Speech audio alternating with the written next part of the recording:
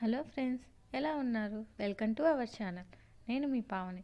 ఈరోజు మనం చాలా ఈజీగా ఇంట్లో ఉండే ఇంగ్రీడియంట్స్తోనే ఎగ్ రోల్ ఎలా ప్రిపేర్ చేసుకోవాలో చూసేద్దాం రండి.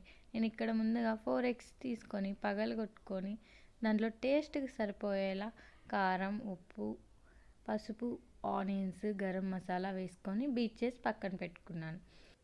నెక్స్ట్ స్టవ్ మీద ప్యాన్ పెట్టుకొని ప్యాన్ వేడెక్కాక ముందుగా రుద్దు పెట్టుకున్న చపాతీని వేసుకొని లైట్గా ఆయిల్ వేసుకొని అటు ఇటు కాల్చుకోవాలి.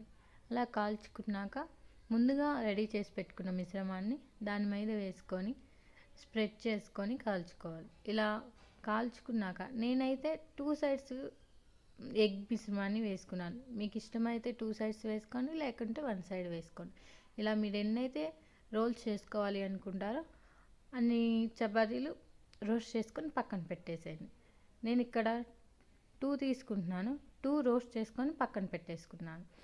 నేను ఇక్కడ టమాటా సాస్ అప్లై చేసుకొని నెక్స్ట్ ఆనియన్స్ కట్ చేసుకొని దాంట్లో లైట్గా సాల్ట్, కారం, గరం మసాలా, పెప్పర్ వేసుకొని కలుపుకొని దాని మీద పెట్టేసుకున్నాను. మీ దగ్గర క్యాప్సికమ్, క్యారెట్ ఉంటే మీరు పెట్టుకోండి. నా దగ్గర ఆనియన్స్ ఒక్కటే ఉన్నాయి, అందుకే నేను ఆనియన్స్ ఒక్కటే పెట్టేశాను. ఇలా వ్యాప్ చేసి సర్వ్ చేసుకుంటే మన టేస్టీ ఎగ్ రోల్ రెడీ.